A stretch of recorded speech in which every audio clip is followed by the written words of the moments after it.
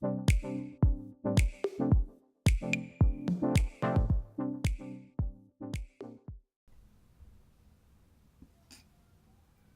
for it. Wait. Can I go now? Can I do anything? I don't know. Do you think we should show? I don't know. I'm just. Should we do a you show? told me to wait. I'm just waiting for you to. What's going on, everybody? Welcome back to the Technically Speaking live show number 35, man. I can't. Oh, amateur hour. Womp, womp, womp. I'll be surprised. Actually, one of the top. I remember the topic. I remember the thing that I wanted to talk about. What was the thing you wanted to talk about? The thing I wanted to talk about was the fact that YouTube wasn't notifying anybody for any of the videos that have either going live or any of the notifications. Remember that. We should probably write that down. Should probably do that. But the reason it reminded me is because it actually showed up. This is so meta. We're like discussing things about planning for the show in the middle of opening the show. Okay, let's start over again. Do you want me to actually run the intro back again? I'll do it. No, I know you will. You know I would. Totally not necessary. Hey everybody, what's going on? Welcome to the Technically Speaking live show number 35. As we basically already said once, my name is Greg. To my left, usually, every time. Wait, what is usually? You talking about this? Yeah. Big body Cadillac. I see what you did there. I see what you did there. We're saucy today. Yeah, it's been a weird week. It's been a weird week. It's been a week. So each week, Scott and I, since you didn't actually introduce yourself. Oh, Scott, I am Scott, also Thank you. AKA the Big Body Cadillac. The Big Body I'm looking at the microphone, not the video. There's nobody over there, Scott. Nobody cares. I'm literally looking. I'm like, none of you matter. I'm looking over here.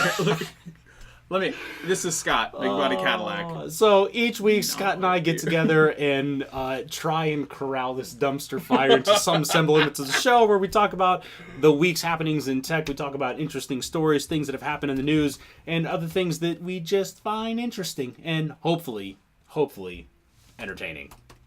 So we have a fairly interesting show. Fairly interesting. We just gonna be made talking it up in the last hour. No, we planned. Matter of fact, look, we went live at 6:01 because we were like hovering over the button.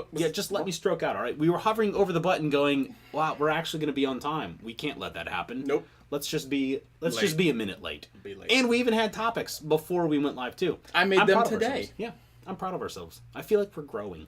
We're not. I mean, no, we not. like to think it. Tonight we're going to be talking about Facebook, MyFitnessPal. If you got one of those, you should probably change your password. Tesla, man, we might talk about Tesla. Baby, Apple, what is you doing? Apple released some new products that are actually a little interesting. Are they?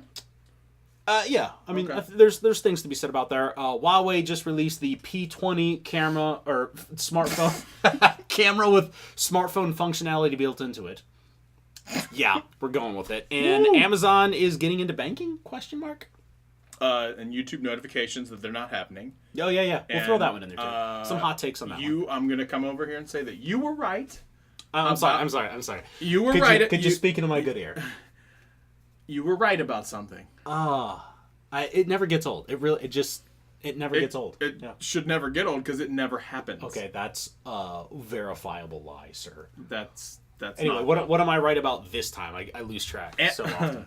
Amazon's HQ2. Yeah. Where's it going, Scott? It's going to be in the Virginia area. Not Atlanta. And not Atlanta. And not Columbus.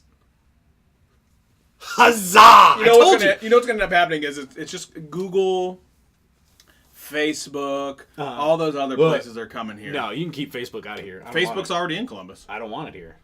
It can get out. What is here? Oh, I know, the data center. Yeah. Well, that's in New Albany. That doesn't count. So Amazon doesn't count. Amazon has all but officially announced that their headquarter, HQ2 as they call it, is going to be someplace in Virginia, which was the bullseye of the internet. Which is a speculation that, well, at least I had, because solely of proximity to DC, and also Jeff Bezos has a house out there, which I think makes a lot of sense to, put your second headquarters right there if it's going to be where he's going to be anyway. So makes sense. I mean, so here's the thing. Amazon is very, very cost-conscious company, like incredibly cost-conscious. If you ever go out to their headquarters, I mean, For those of you that might, if you're ever just strolling the streets, if you happen to be able to get out to their headquarters, they're like, if you go to their conference rooms, are like old doors that they have just put legs on. Like that's what they have for conference tables. Like that's how cost conscious they are. Why? That's how they've structured their companies. He's like an infinity heir. But the company itself, like they've been able to get to where they are by just being very cost conscious. So well, I mean, it's when they ship brilliant. rocks to people instead of customers. What? Instead of customers, shipping customers everywhere. Instead of cameras. Yeah, that's what I meant. Yeah. Hey, Stats. Who isn't here? Stats is not here. I wondered where you were going with that. I'm like, you were looking right there, and he's not there, and you know it. Matter of fact, we know where he is. We do? I do. I don't. He's in a different state. What's Stats doing in a different state? So, hi, Stats. He's if not you're watching the show. Look, if you're going to greet him and he's not here, I didn't greet him. I just said, hey, Stats. Watching. Like, I was trying to make him earn his keep. Whap, whap. Hey, before we get going too far, why don't you hit people with your socials? My socials? Yeah. My fancy socials? Yeah, you can see on the screen right now it says Big Body Cadillac on the Instagram. It just so happened to pop up right as we were talking. That's why I said it the way that I said it. Where else can people find you, Scott? At Scott Peachy, which you can see right here. Boom! Like we timed it, and we didn't. And then you can find... technically speaking, right here. You can find me on Twitter at Ominous Hominid, and you can also find the channel at The Tech Speaks. He's doing a great job with that Twitter channel. I am. Wait, the channel Twitter? I do great with it. I log into it and retweet on occasion. Our stuff. I usually retweet myself. Yeah, especially like when we get into fights about stuff. Like we had a Twitter spat earlier in the week, and I almost logged into the channel Twitter just to be able to go, wow, Greg, you're so right. You almost did. I almost did. I was like, I'm not going to do that. That's way too much work. I would. I totally would. Instagram! All right. I hate that Instagram's owned by Facebook. I know you do. Oh, I hate you want to talk about Facebook since we brought it up? Delete your Facebook. # delete Facebook. For the love of God. So, we talked about it a little bit last week. Facebook has had a rough couple of weeks. It was disclosed from the, Channel 4 News in the UK that there was a company that was gathering a bunch of data out of Facebook and using that to basically do micro-targeting, like political micro-targeting, and the CEO of the company, Cambridge Analytica, more or less took credit for not only getting the current American president, Donald Trump, elected, but also Zimbabwe's current president, I think. They said they had a very strong hand in electing him, too. Doing very similar things. Yeah. I just heard about this one. That. Yeah. Huh. Yeah, that's a hot take for you. Oh, hot take. So, Facebook has lost upwards of $80 billion with a B billion dollars of stock value since this story broke. So they are hemorrhaging money left and right. And there's a number of companies that have just straight up deleted their Facebook accounts entirely because of how many people are absolutely up in arms about this. Tesla. Yep. SpaceX. Yep. Playboy. And, technically speaking... Boom! We were the first, actually. That's 4 international global companies. We were the first. We were. We beat them all. We were the first. Deleted the Facebook, yeah. for technically speaking, to set the precedent that we will not tolerate the injustice of what Facebook is doing. Absolutely. And I am so glad that our partners in the technology space, Tesla and Playboy, were willing to join us in solidarity. You know... Elon reached out to me and was like, hey, I'm really thinking about getting rid of the Facebook. And I was like, hey, bro. He said, hey, Scott. And we said, hey, E-Dog. That's what you rolled with? I couldn't think of anything. I would have called him at least Musky or something. Musky? Oh. What's up, my fish friend? God, what is wrong with so that? Stupid. Jesus Christ, Anyway, the long story short with Cambridge Analytica, yeah, they had 50 million 50 million user information like data sets. Yeah. So basically you could essentially say that they had 50 million different profiles. Not to say that they had built like full comprehensive psychological profiles of the 50 million. Sure. But quite a bit. I don't know if you know this, but 50 million's a lot. Like a lot of people. So, yeah. And it's like a lot. So there's I'm pretty annoyed by this, right? I'm a kind of security-minded person in the first place, which I talk about all the time, but this, especially this, really, really agitates me because of how Facebook's kind of their angle on data was data first, user security second. And they basically put data security back on the user itself. So if you want to make sure that your profile is secure, Facebook says that's a you problem, not a them problem. The problem with that is that they bury all of the security settings so deep into Facebook profile settings that it's impossible for the average user to even find them, let alone figure out what they do and what they mean. And on top of all of that, whether or not anyone's even going to do it. And then you combine that with the fact that the way that the whole like data gathering thing worked with Cambridge Analytica basically said they wrote some software that says call Facebook and gather some data for these users, and then all that data comes back to Cambridge Analytica. Mm-hmm. That's not looking up information that stays on Facebook so that Facebook maintains control of it. All of the stuff that Cambridge Analytica has, they still have.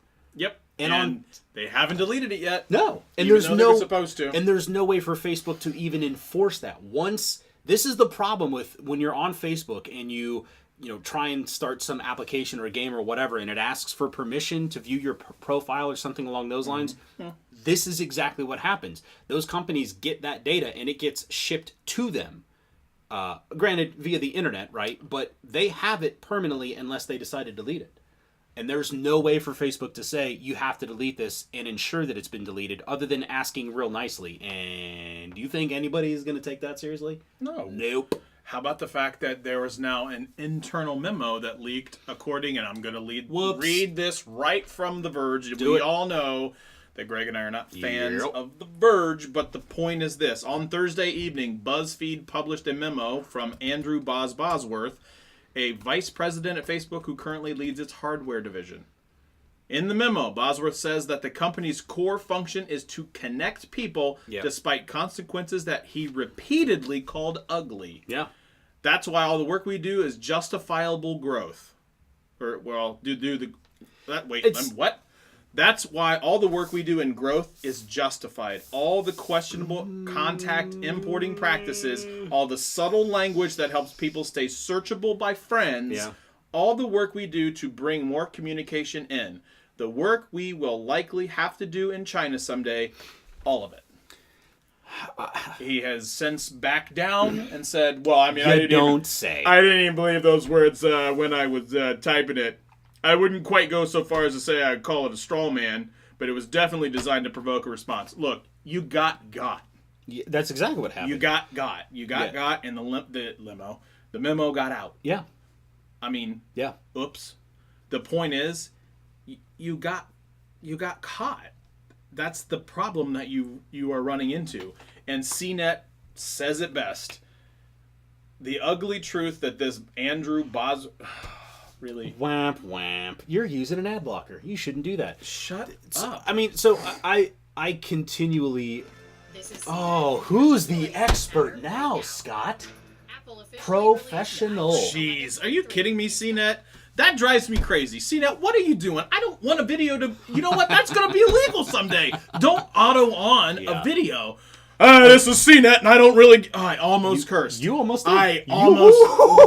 Real hot take. You walked right up to that line. So I talk a lot about what I personally feel is the reckoning of social media. To the point where I'm really strongly thinking about doing another video, kind of like the vlog video about the flip phone that I did a while back. Just kind of highlighting my argument for why this is such an enormously important time right now, that social media is kind of being forced to deal with the situation that's created. And make no mistake about it, I mean, Facebook is a cesspool, an absolute cesspool for a reason. And yeah, so I do think that the reckoning is at hand with social media. I think social media is going to have to kind of basically start dialing back, or at least changing radically how it goes about connecting people together. It can't just be algorithmically driven, because this is you see exactly what happens, which is,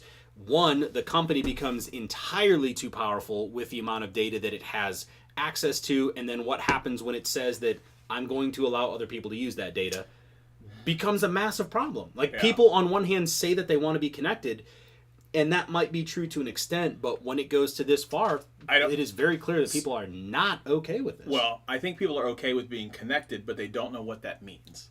I want to be connected, and so the companies are going, you want to be connected. This is a direct quote from the guy in the same memo. And still, we connect people. The ugly truth is that we believe in connecting people so deeply that anything that allows us to connect more people more often is de facto good. Let me just go ahead and tell you this much. De facto good That's a strong statement. Is not good. Yeah. It's not de facto good. It's just, you can't tell me that it is good or bad. Well, it's good for them. It's great for Facebook because, again, data is king. Yeah. Data drives all of this. The more data that you have, the more it is. If you're not paying for a product, you are the product. It's the same thing we've talked about ad nauseum. Yeah. And Facebook is not good. It's great at what it does, but again, I think what's so fascinating to me about this is it really highlights what was it's not the way it used to be. No, it for sure isn't. But so I remember in the super early days of, internet in the home type of deal. Mm-hmm. Like, so this is like before I'm in high school type of deal, right? Go with me on a journey. Yeah, follow me on this journey. And I remember 40 years ago. I remember my parents cautioning me about like what type of information I put out on the internet, even way back then. And then Facebook came along and it became kind of the cool thing. And honestly, I think the biggest problem is that Facebook makes it makes it very, very easy to just with the click of a button, like, okay, I want to play a game, I want to play Farmville or whatever, and Farmville says, I need access to all of your profile and your picture and your location and all of your friends. Yeah, that's fine, I don't care, all I want to do is play Farmville, and all you have to do is hit okay. You don't have any other options, so you're magically sharing things that you don't have. There's no immediate connection between the cost of sharing things and what the ramifications are. They've done a great job of separating those two. So from your perspective, all you got to do is hit OK, and then suddenly you're playing, and that cost is incurred somewhere further down the road. I'm telling you, man, if people don't become hip to that, if they don't become wise and start thinking about the type of data that they share and how they share it and stuff like that, this problem is not going to go away. But the thing is they make it such a convoluted mess to fully understand how they're going to use your data that you just don't know. And let me be very clear here. Google is overwhelmingly worse when it comes to the amount of data that they have on you. Google has way more data. Oh, yeah, without question. Way more data than Facebook. Yeah. So this could very easily, I can tell you this much right now, that if this was Google... not Facebook that's dealing with this, I would have serious reservations about maintaining with Google. I would have massive, I would be to the point where I'm like, I have to get rid of a Google device and go to a Apple device simply because of the fact that I don't know what they're doing with that. Now, again, Google collects more data than Facebook does by a long shot. Yeah, I would. Ooh, okay. Okay. So a couple of statements here. So first of all, it's funny that you pointed out the going to a different device and then pointing out Apple. Apple, which we're going to get to in a different topic here in just a little bit. Apple, they had an event earlier this week, and they basically came right out, shots fired at Facebook. Oh, yeah. And they're positioning themselves as the security-minded device company, which I think is a brilliant play for them. If you can get people... If you start pitching security, even the average Joe now is at least aware of device security and the fact that it's an important thing. So they're angling for getting more and more people involved in their products just from a security standpoint. Brilliant play on their part. Helps them differentiate. Point number 2, which is the one that I want to position back to you, is so if Google has more data and it's really just a matter of Google hasn't become evil yet. Not to say that they will ever, but just the fact that they haven't turned the corner, the same corner that Facebook has, does that give you pause? Does that give the rest of you, if you happen to be watching the comments, put some comments down there. Does that make you concerned if Google has as much or more data than Facebook? So Google has, in my mind, more. If you use Project Fi, they have all of your phone. Oh man, do they like have all they your have data. all your phone stuff, but let's say that you don't. Yeah. They still have all of your location, everywhere you've been. When you're at a location and you take a photo, they have that too on Google Maps. So it's a bit freaky, especially when you go to I think it's myactivity.google.com, and let's say that you use the Google Assistant, the voice, your actual voice, is recorded and stored with the query that you asked it. The actual recording. Same thing with Amazon. So Amazon and Google and Facebook, they all got a boatload of your data, and they're harvesting it just like you would think. They're doing analytics on the actual voice that you're using to connect with the assistant. And you all know that I love the assistant. I think where some of the difference is, Google is doing the things that Cambridge Analytica, they're doing it internally. It's staying with, it's not all, it's definitely not all, but it's more internal than what Facebook did. So they're harvesting. So to specifically unpack that point about doing the same thing internally, the difference though is that Cambridge Analytica was specifically used for political maneuvering. Correct. And I think that's where a lot of people are really up in arms about this. I don't think it's surprising to anyone that you sharing a bunch of data on any platform is enough to give that platform the ability to sell you things that you're more likely to buy or direct you towards content that you're more likely to watch. Keep in mind, the way that all these businesses work is by monetizing basically your eyeballs, right? They want you to spend more time on a website, more time watching videos. We want you to spend more time watching videos. That helps us. But the difference is they have the data to kind of it's like clickbait 2.0. Like if anybody remembers clickbait, where you would see a web title like 15 reasons why doctors hate her. You know what I mean? The best 10 top 10 reasons why the earth is flat. Number 7 will blow your mind. All that stuff. It's the next generation of clickbait where not only is the title obnoxious, but they'll only send you things or kind of include things in search results and that kind of thing that you're more likely to click on anyway. That makes sense from an internal perspective. When you start getting into influencing the external, when you start getting into influence politics, see, the problem I have is they are not good, man. They are not using good. the data as it was intended to be used. Not to say that they can't, but the intention of the data at hand was not to basically, they collected the data not to throw any type of psychological profile together to where they could target you for politicalness. Politicalness? I know what you mean. And that's the point, is they took the data and they're like, I'll bet you I can throw stuff at this person because they have these tendencies. Well, but we're not supposed to use the data that way. We're actually supposed to tell them where they need to buy the next, Chubby's beauty shorts. But they're like, but they could totally vote for this person. Oh, that's cool. That's a much better idea. And so they didn't use the data as it was intended. The intention is to get more eyeballs on something. They used it for what is arguably, in my opinion, the wrong thing. Now, but not against the terms of service too. That's the other thing. Not against the terms of service. We are to a point where we have to have a conversation about what is the line. What is the line? What is not okay algorithmically to do? So, what is the line? And also, to me, the more important thing is, how do you even begin to enforce that? Because again, keep in mind, it's good for business.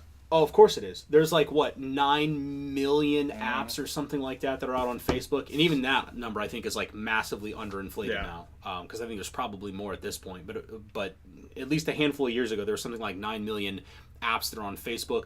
All of them, at least up until like 2014 or 2012, something like that, you could basically, like, even without trying, even if that wasn't your intent, you could produce a very benign game, and just by the nature of, like, I need to collect enough information about you so that the next time you log in, I can load your previous save on this game or this application or whatever. Like, just to be able to do that, you could inadvertently collect more than enough data to do the same thing that Cambridge Analytica did. Yeah. And it's basically down to the goodwill of the app designers to not exploit you. That's a terrible system. I think that you will find in the U.S. the GDPR, the Data Protection Group in the U.K., that same thing is going to come to the U.S. because like the data is the Consumer new oil. Protection Bureau. No, the CFPB. Yeah. No, that was a joke. Like, well, and the thing is like that would be my fear, is that what we get out of that is a joke. Well, and that's the thing. So the CFPB was a joke from the very, very beginning when it was created. Mm-hmm. It was very poorly put together, very loose standards, very loose oversight. They made up stuff as they wanted. They would, like, you know what? That's a $10 million fine. Based on what? Because I said so. See, I don't know enough about it to comment, so I do. Out of this. They literally made everything up as they were going, and if they had any basis of argument at all, that could have worked. The CFPB was just, from start to finish, just poorly executed. But that was just from a financial perspective. Okay, that fair. was just how are they interacting with people from a financial nature. But now we have to have a conversation, because data is the new oil. Flat out. Without question. Like, data is the new oil. Yeah. What are some of the regulations that we have in place on oil? And I don't know, because I'm not an oil rigger. Is that a thing? I mean, an oil rigger is a person who does oil out of the ground? Sure, let's go. Okay. I guess, so the problem with, like, oil, like, a lot of the regulations are around environmental impact. Sure. And I could argue that that's environmental impact. Political. Okay. It's environment. I get it. Different environments. I think yes, I see what you're saying. Just my opinion, I'm going to throw this out here. I'm making this up as I go. Yeah. I feel like you have to have some, I don't want more government. So we're getting that dangerous line of talking politics. Yeah. But I think, like, when you start to get into, like, financials and politics, the data needs to be really, really scrutinized. I can agree with that. I mean, those two especially, because those have economic impacts for everybody. Yeah. Well, and so to that point, though, you're talking about having consensus on objective truth, like something that we can all say, yes, this is verifiably true, and that's proving to be a difficult thing in today's environment. One thing I do want to point out, Go Self Fund Repair said your ISP is doing the same thing. It's odd that we don't hear much about that. I would argue, though, that the difference between what a Facebook, an Amazon, a Google, and your ISP is doing is you typically have different accounts on those things. Like, Facebook has you specifically, like very specifically you, all of your likes, all of your the posts that you're mentioned in, like, it can build a very, very narrowly crafted profile on you as an individual. Your ISP is getting just kind of generic traffic. Basically what that means is that as you have guests come over that hop on your Wi-Fi that do stuff, or your kids, your wife, whatever, it pollutes the data. So the very narrowly targeted profile of who you are is pretty broad at the ISP level, but very, very specific and exact when you get down to the account level, like a Facebook, a Google, or an Amazon would have. So I see what you're saying. Yes, they very likely are, in almost all cases, gathering data about what websites you're going to and stuff like that, and selling that data off to third-party advertisers and stuff like that for targeting. But it's a little bit different. There's still some anonymity in there. You're saying MAC address. It doesn't matter. MAC address is still... So your MAC address of your modem, because guess what? The MAC address of your physical device doesn't matter at all. It really doesn't. Like, it's a hardware address, but that is so easily spoofable, it doesn't matter. On top of that, you go to your average house where you've got not anymore like it used to be that you would have like one or two devices on your network. Now, I mean, it's almost nothing to have 20 or 30. I have 23 on mine right this minute. I have way over 50. I bet I'm closing in on 100 at this point. Hang on, let me actually go to my Wi-Fi, like Google Wi-Fi, and that's I'll tell you how many I have right now. And you're not gonna get much profile data out of separated MAC addresses. Like I have 22 currently connected. Yeah, and that's a drop in the bucket. Well, you've got a lot of lights. Like, that's your one thing. Your average person probably has less than that, but your average person probably has more than they think they do. That's the thing. I didn't think I had 22. Yeah. I'll be honest. I really didn't think I had 22. Yeah. Yeah, I just didn't. I need to work on that. I have a problem, man. We beat that one to death. I mean, it's still a huge deal. It's still an absolute. I can see it. I can see what everyone in my house does. I mean, I can too. I can also. Yeah. So I feel you, but you're on the inside of the router instead of the outside. Which, by the way, is a big deal. One of our biggest fans on our channel. Yeah. Currently not allowed to watch. Interesting. Yeah. Yeah. I'm interested in that story. We're gonna take that one offline. Yeah, we are. Yeah, but I'm very interested in that story. But it was a can't watch because we didn't follow the rules. Oh, okay, yeah. I'm familiar with those. Yeah, like didn't follow the rules, and it was like a wait, what? Like it's so far over there. Okay. Woo! Okay, so we kind of touched on a bunch of different things. Let's kind of keep it in the data gathering, the data space. Amazon has all but announced that they're looking at creating a checking account geared at teens, a teen bank account, which on the surface seems pretty crazy. Like, if you think about not that long ago, Amazon was just talking about getting into the grocery industry. And they did. And everybody said, I'm sorry, what? And they succeeded. And then you go, oh, I get it now. Banking, a lot of people are like, but why banking? I'm going to tell you this right now. Oh, I got a hot take on this one, too. So what's your take? So why is Amazon getting into this? It's data. Come on, let's be real. The answer is data. Because, again, you make a customer more sticky, they're never going to leave. You have an Amazon credit card, kind of hard to I get 5% off of every Amazon purchase. I purchase Amazon stuff all the time. It is about making more data so you can learn more about your customer. You would have all of their spending habits. All of them. Oh, yeah. Not only that, all of them. You would know when they get paid, too. Yep. So you would know. And now you can start to craft information about when they get paid, what are they the most likely to buy right after they get paid. Yeah. Data. It is about the data. They want more about the person. But they don't understand. Amazon, there's a lot of folks at Amazon are a lot smarter than me. Yeah. But having been in the industry of banking, there is so much regulation.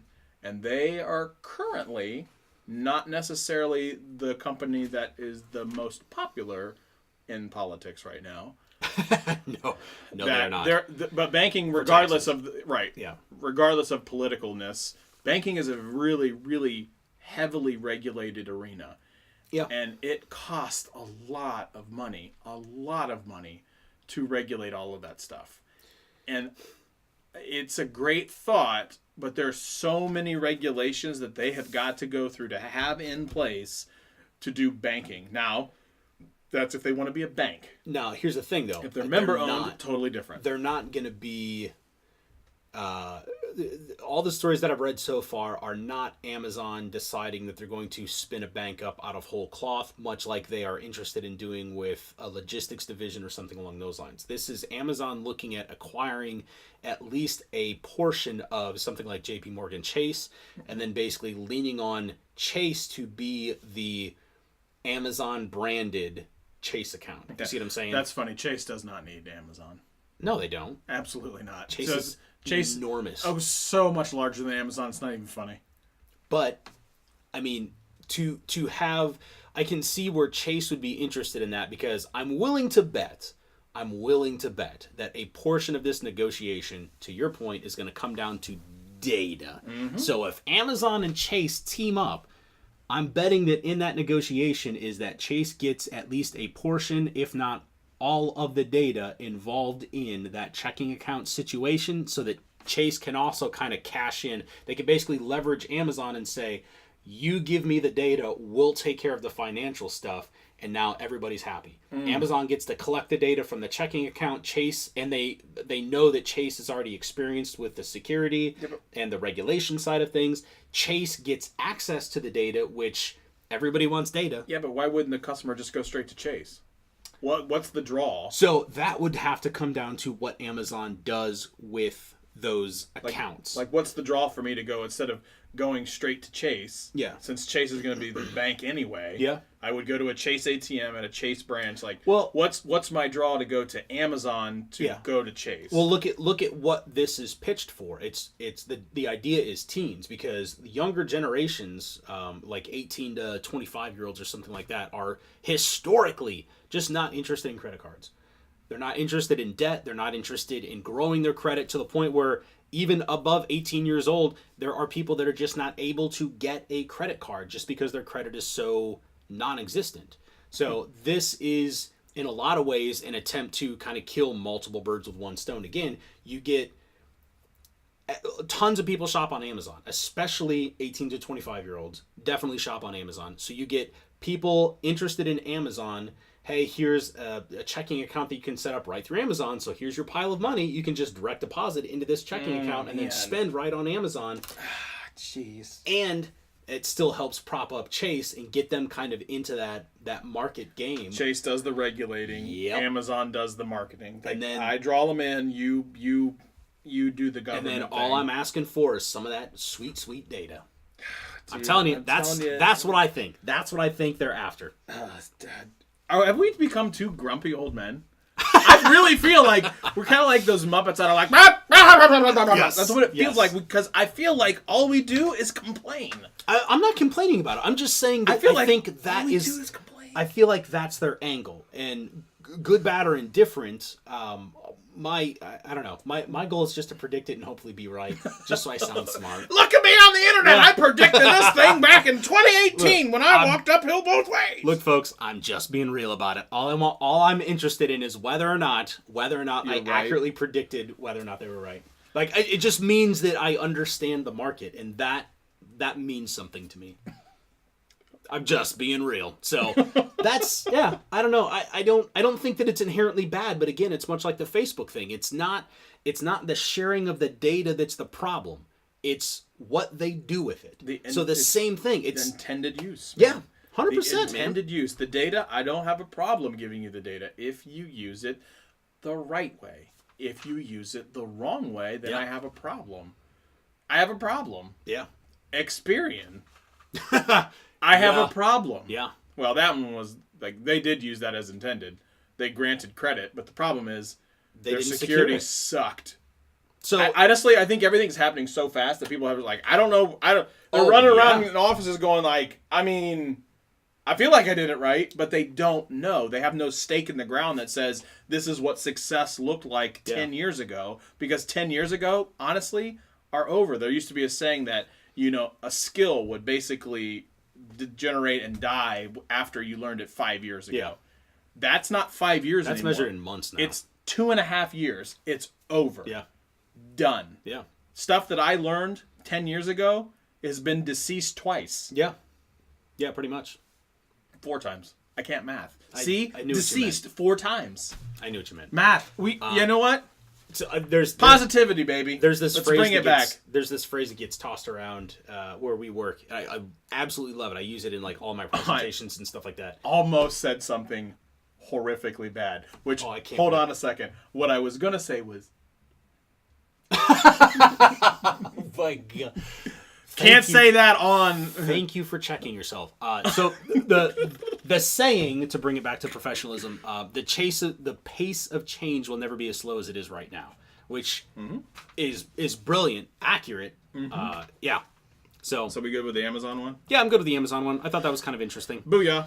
I mean, since we kind of touched on security, you want to back up to MyFitnessPal? Yeah. MyFitnessPal. If you have a MyFitnessPal account, which Or I think 150 million people did. So here's the problem: it's Under Armour, MyFitnessPal, Map My Run, Ooh. and what's the other one? That's Endo good. something or another. There's a couple of other. Indo. Yeah, I know what you're talking about. Endo. What is it called?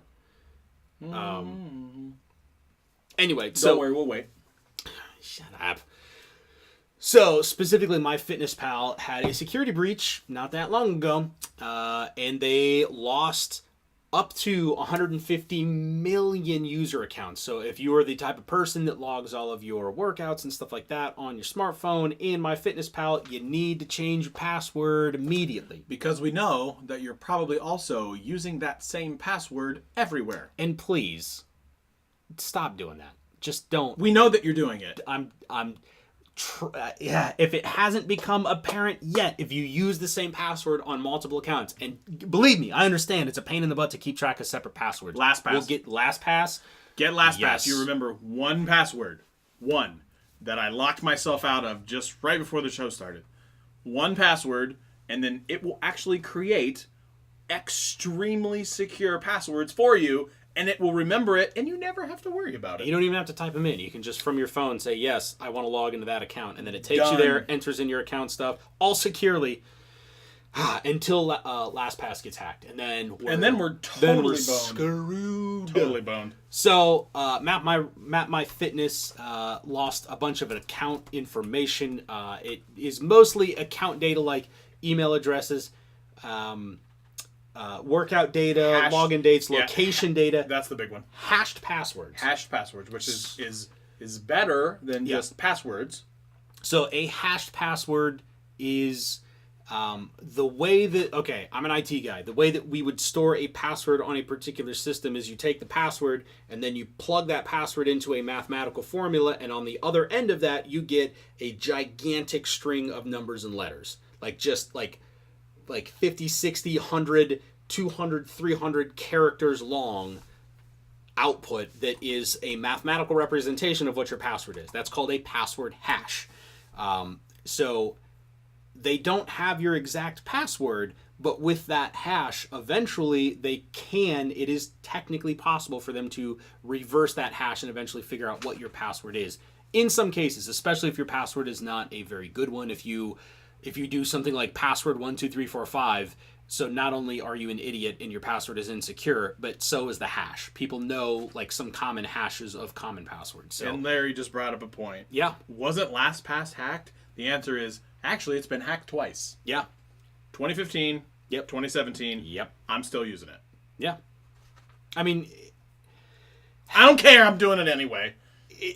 The other thing too is it also depends on what things were taken. Look, here's the other thing. I also have freezes on my credit. That's a big one. Because I had my identity stolen, Yeah. and some folks got some sweet stuff from Best Buy and Home Depot.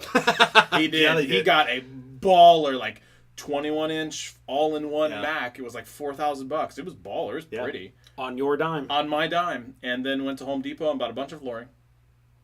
I mean, so I he got found a new that. computer and... I know. I found that new computer across the city Yeah. in a pawn shop. Did you really? I did. I did not know that. I couldn't go get it, though. That's unfortunate. Well, yeah, because when you call the police, they're Yeah. like, yeah, you can't do that. You literally can't do that. So... Literally called the pawn shop and was like, is this what's on the bottom of the box? Because I had... Yeah. Because they used my... So when they used my Best Buy card, because they used my Best Buy card, they didn't use a credit card. They used my Best Buy card with my social security number. Yeah. Yeah. And it links to my awards Yeah. at Best Buy. So you had the serial number. So I had the serial number. So here's where I got you, hacker guy. Presumably. I got... Could be a girl. We don't know. I got $20 in gift cards. Yeah. Yeah, I did. Got it. Boom. You got me. him. You got hacker guy. Or girl. I mean, let's be PC. No, I was about doing the hacker guy from your blog. Hacker guy. It's Hacker Hackerman, man. yeah. Oh, I thought it was hacker guy. Hacker man. Hacker Man. If you haven't seen Kung Fury yet, that is 30 minutes of 80s over-the-top retro insanity. If you haven't watched the vlog, If you haven't watched my vlog, you should do that which, too. from the looks of the clicks, Look, 88 people have watched that video. Dude, I'm telling you, it's really good. Your vlog is really good. I was pretty happy with it. It turned out better than what I thought it would. Your vlog is really good. I'm looking forward to your daily Greg vlogs. Oh, daily. Ooh. Woo. Hey, let's pump the brakes on that. I punch it in a corner. Oh. Yeah, he did. I don't know about daily. I was kidding. It's not going to be daily. We are toying with the idea of just stuff that is like not reviews, but I think things that we want to have like a kind of a more crafted, like a story-driven, like pitch, like our opinions or our whatever on certain topics. We're thinking about doing vlogs. The thing is the SEO is the problem. No one watches it. Yeah, because of the YouTube problem. And do you have something else you were going to say about the password thing or MyFitnessPal? Because I'm going to parlay this into being parlay it into YouTube. I'm good with that. My problem here. Yeah. It really grinds my gears. Here's the issue. When we talk about SEO being a problem, when we look at our, say it with me, Greg, analytics. Oh, yes. About the data that we have. Which we do a lot. We do a lot. Yeah. The problem that we're running into is most of our stuff is either suggested, which is a black box of mystery that YouTube will just not tell us about. Yeah. Or it's from folks like you that have a chance to watch it, or you're searching for it. So it's suggested videos first, which again, algorithmic based, I got no idea how to make that work. And then also the fact that you're searching for it.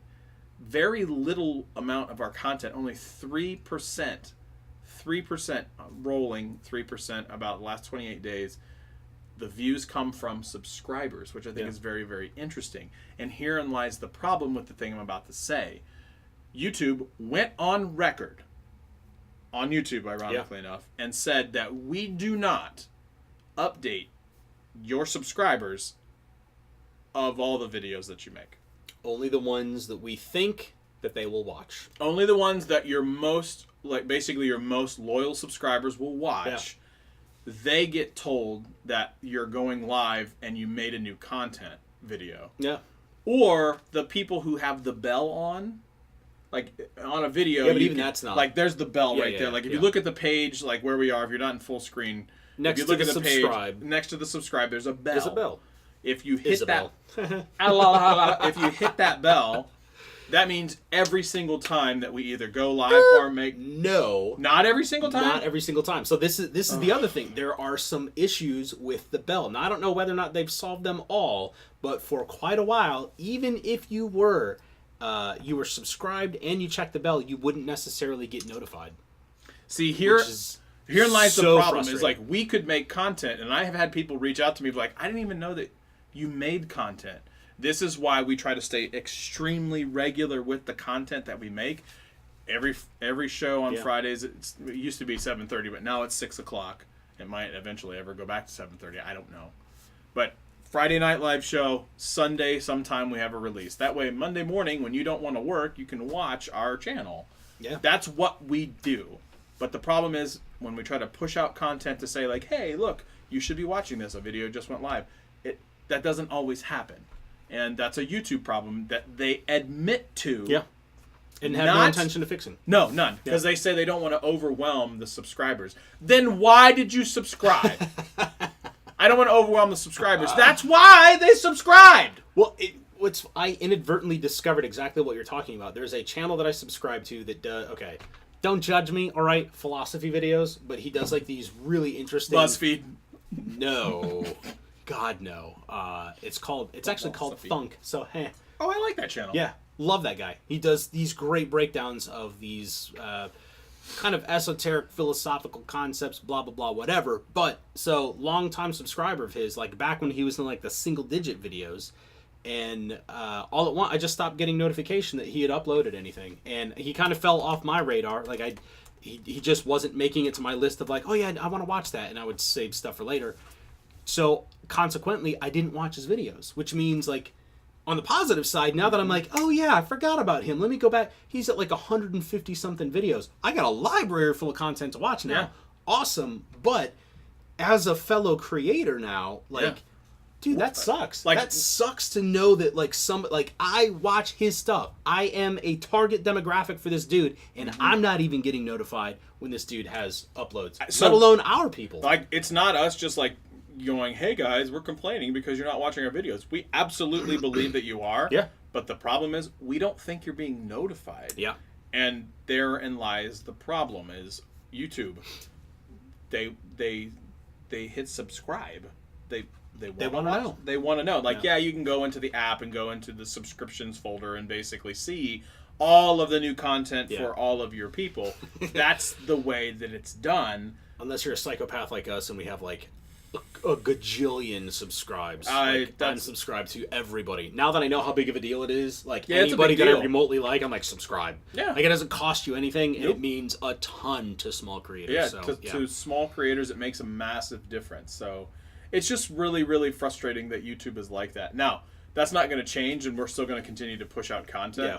Yeah. I don't think we're going to slow down on the content. If anything, we're trying to figure out how to do more. We just haven't figured out how to do that yet. Yeah, well. All right, I'm done complaining about YouTube. We got to bring on the positivity train. You want to talk about new products? Ring my bell, ring my bell. That just happened. Yeah, it did. That just happened. You absolutely... Oh, I know what I was going to say. Train! Yeah, whoo, off the rails. Apple had an event earlier this week. They did. It was about an iPad. Shockingly small announcement. Usually Apple announcements, like they group them all together and have like one big Apple event, and then they announce like all kinds of things all at once. This was done at a college, and Tim Cook announced a new set of iPads. Mm-hmm. So first of all running DAT A10, which I think is it? Yeah. Oh, okay. Yeah. That's a big deal. That's a bananas powerful processor. That's the same processor that's running in the iPhone 10, and is it in the 8 too? The 8 Plus at least? Yeah. Oh yeah. Okay. It's an 8 Plus, I think. Okay, so it's not in the HomePod. No, yeah, it's not in the HomePod. Nothing is in the HomePod though. Nope. So that doesn't matter. But the big thing is Ring that my bell's a save soundbite. I bet you didn't. I'll bet no. you know. Don't challenge him. Really? Don't challenge him. I'll bet you didn't. Don't challenge him. We'll see. That will be Monday. That will be your ringtone. That will be your ringtone before the show is over. No. Oh, yeah. No. You know how to contact the channel. There's an email for the channel on there. If that MP3 is in that inbox, I swear to God, I will make it Greg. I will make it Greg's ringtone. I'll do it. Yeah. Don't challenge him either. What's the other one? Secret love. That's what we are. Oh God. Okay. The train. Yeah, I know. You keep throwing me. It's literally like 10 minutes left in the show. I have to throw everything at you. Yeah, you're doing a good job. Am I? I am the worst co-host ever. We've talked about this a lot. Like, it's impossible to have a show with me because I'm like, oh, squirrel. Yeah, pretty much. Okay, sorry. Apple. So, whoo, got to bring it back on track. So Apple announced a series of new iPads at a college specifically geared towards students, so they're substantially cheaper, which is like $329 for an iPad, which is a huge deal. I think it's a great move. I think it's a brilliant business move on their part. Shots fired at Chromebooks. Absolutely, mm-hmm. Without question. Break that down.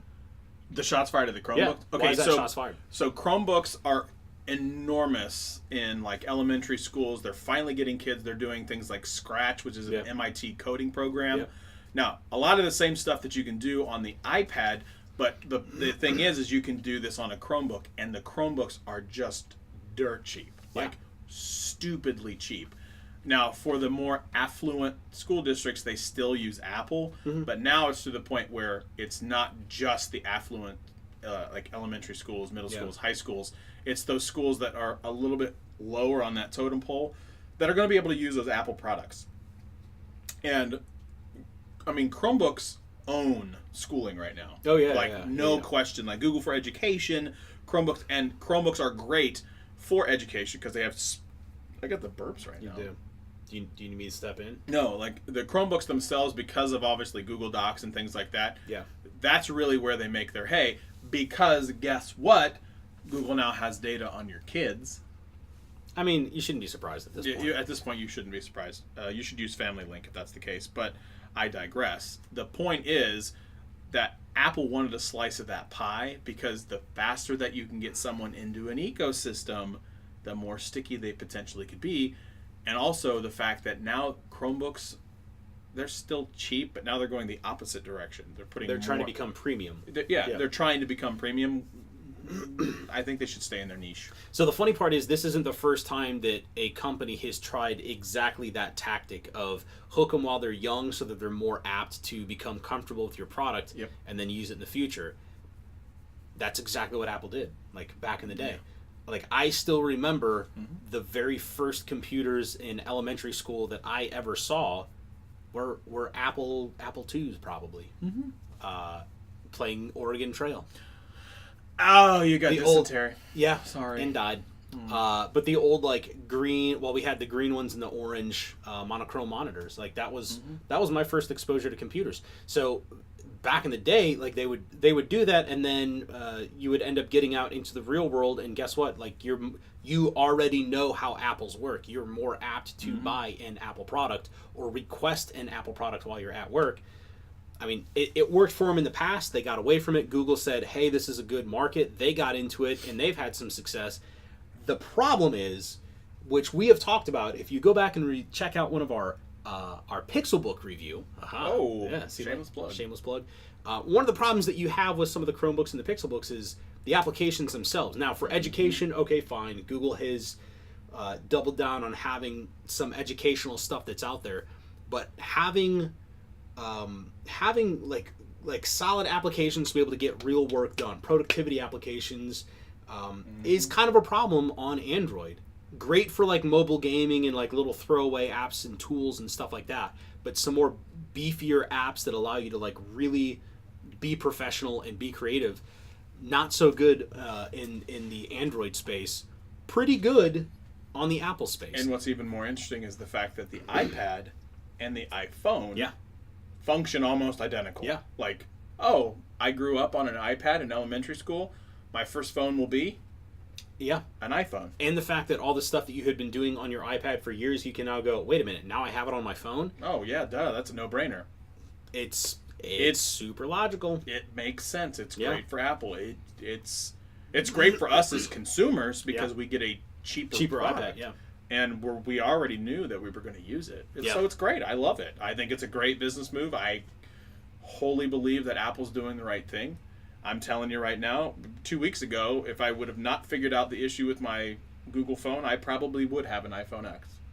That is insane to me. That what option do I have? I get that. I completely get that. But just knowing the history that we have together, for as long as I've known you, you and I have both been Android fans. Yeah, big time. Yeah. I love Google. Yeah. I do, and I love my Pixel device. I absolutely love my Pixel device. But the fact that it's that big of a deal, and like that alone was enough for you to go, I mean, I gotta go elsewhere. I didn't have an option. I had a Google device that couldn't work. I either had to get a new device and stay on my network that I'm on, which, by the way, the network's awful. I'm probably going to exit as a customer, to be completely fair. Yeah. Or just, get a new device, stay on the network, or get a new phone, stay on the network, or go to another network with that device, but I wasn't sure which one was going to work, because I didn't know if it was the device at the time we didn't know. Or the network. Yeah. We've now since figured it out that it is definitely the network. Yeah, unfortunately. AT&T sucks. That's the moral of the story. I mean, are there any really good carriers? Project Fi. I'm not impressed by any of them. Is the problem? Project Fi is a great carrier, but the problem is the people that they use as partners. Like not so good. There's T-Mobile, Sprint. Yeah, I think they use Sprint. They use their towers. Yeah. And that's not cost effective to me. Project Fi is not cost effective for me. It's just not. Yep. They're like, because you know how much data I use. I use data. You use a lot of data. I do. Bananas. Yeah. You want to do anything else? If there is somebody watching this show that has access to a Huawei P20, tell me. Ooh. I want a Huawei P20. Ooh. By the way, which you can't get. Hot take right here. I think all the BS with Huawei. Yep. Being like, oh well, they're spying on us. I don't buy that a second. Really? I don't. Not a second. No one has provided me any proof at all that I can verifiably check that Huawei is the epicenter of the Chinese government getting information on me. Fair. So that's my point. I would say epicenter, no. But this isn't the first time that China has gotten in trouble for manufacturing hardware that eventually makes its way into U.S. telecom devices that have backdoors. So I'm not buying it. But it's happened in the past. Is the problem? I get it. But okay. I don't think Huawei is doing that. So despite warnings from the security arm, the information security arm of our government, despite those warnings, you are saying no. You don't buy those things. I don't buy it for 1 second, and I want a P20. Fair. Okay. I want a P20. If someone can find a way to acquire a Huawei P20, and they're not cheap, they are expensive. Like, what are we talking? What's expensive? $1,200. $1,200 US? Yes. I'm pretty sure. Since I was gonna say, I will tell you why I want one so bad. Yeah, wow. There it is. Dean just said it. Did you see the Huawei P20 Porsche edition? Oh. $2,000. $2,000. No. Now that one I don't need, but the P20 is the best phone camera on the market right now. It absolutely does beat the Pixel 2. There are shots where it has so much like depth. It's amazing. In the night, it has like 3 cameras on it. It has 3 cameras on it. It is a wonderful piece of machinery. I got to give Huawei credit. Like, it is a great phone, and I wish, because it was supposed to come to Best Buy. I was like, yes. Oh yeah. And yes, it's coming to Best Buy. This out. is going to be great. Best Buy was like, nah, dog, can't have it. I was so bummed because it is a great device. I would buy it. That one might actually get me to go away. But then then in the back of my head I'm like, yeah, but you remember Greg's 6P? Nexus 6P. I had a Nexus 6P by as Huawei, well. Yeah. It was a great phone. No, it wasn't. For me, it was. It was. Okay, it may have worked for you, but you of all people know. Go look at the Google forums. I don't know what you're talking about. And did you not have to RMA your 6P once? Fake news. I did, but what was the reason? I don't know. I don't remember the reason. Did you have the battery? No, I had you RMA had for the battery one. So, you had the battery problem. So between the two of us, that's 4 6Ps. And the phone's only been out for 3 years. I've had 3 Google Pixel 2 XLs. Okay, you RMA'd one of them because there was the AT&T issue, which turned out to not be the phone. Right, agreed with that, but faulty RMA. That wasn't a faulty RMA. That was a faulty RMA. No, the phone was fine. I RMA'd per Google's requirement. Okay, the phone was fine though, so you can't hold that against the hardware. I can't hold it. I'm not holding it against the hardware. I can't help the fact that their systems suck.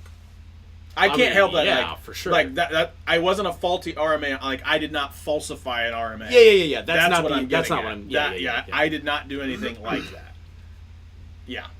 Yeah. So Dean asked a great question. Greg, do you think other countries would ban Huawei if they were actually spying?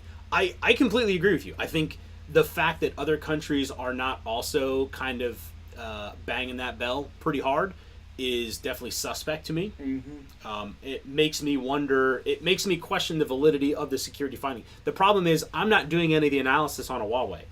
What I have to go on is what security experts are saying is a problem or a probable problem with Chinese manufactured phones.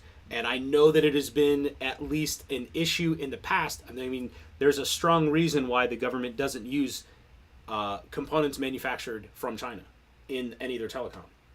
And I know that one. Especially if it's on any type of a secure network.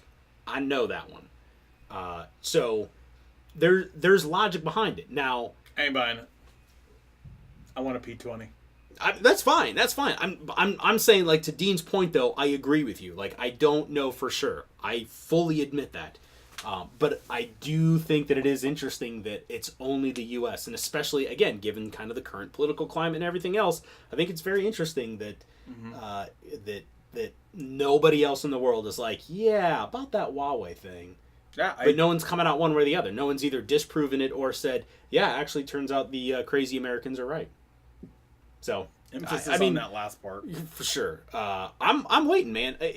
I want information one way or the other. Like if it's not accurate, I'm waiting for the security analysis that comes out and says, nope, this is bunk. It turns out everything's fine, or somebody to come out and say definitively, yeah, that's a real thing that is actually happening. Mm-hmm. I can't believe that none of the security research firms out there have put together like a real detailed prospectus on this.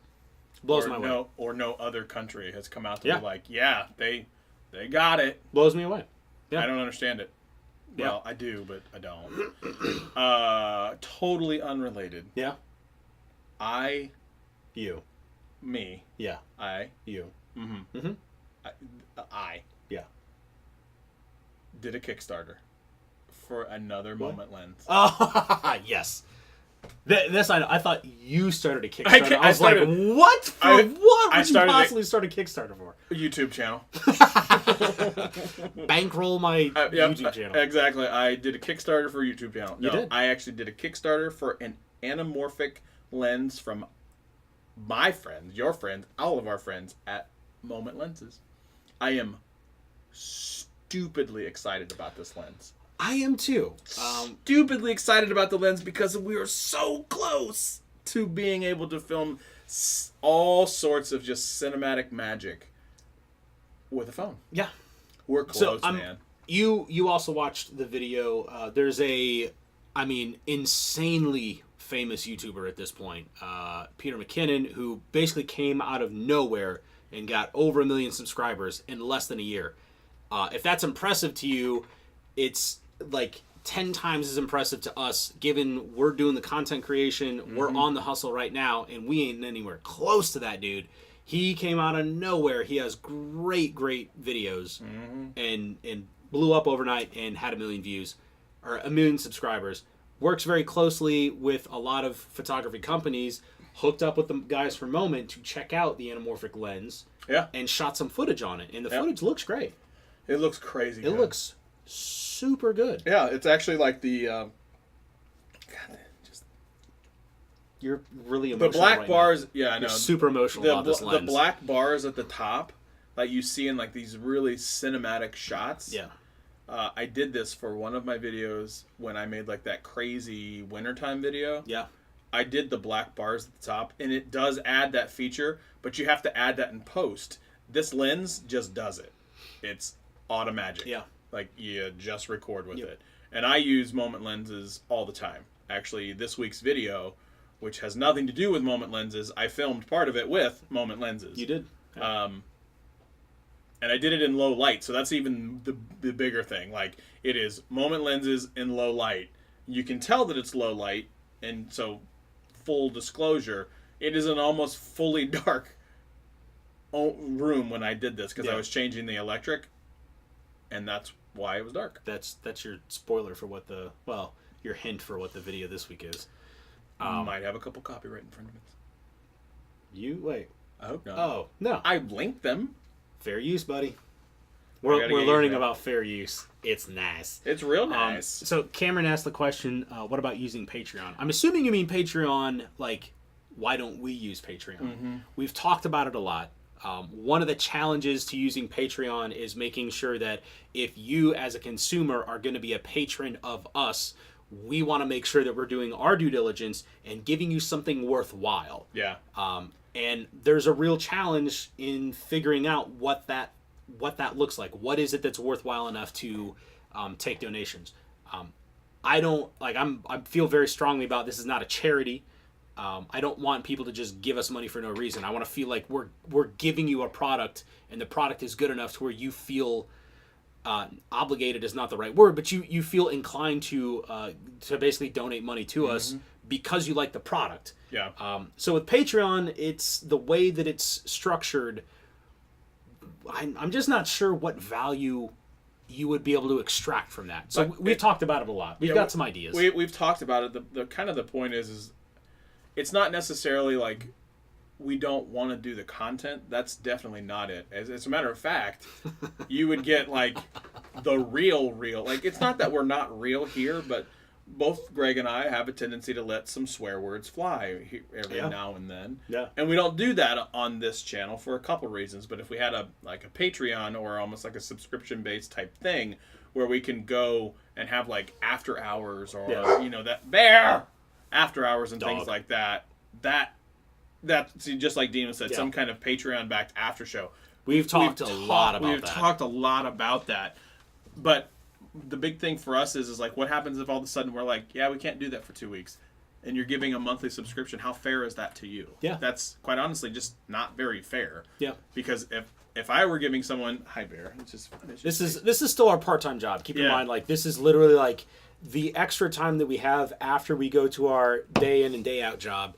After we the grind, some would say. After we take care of our families, after we paint.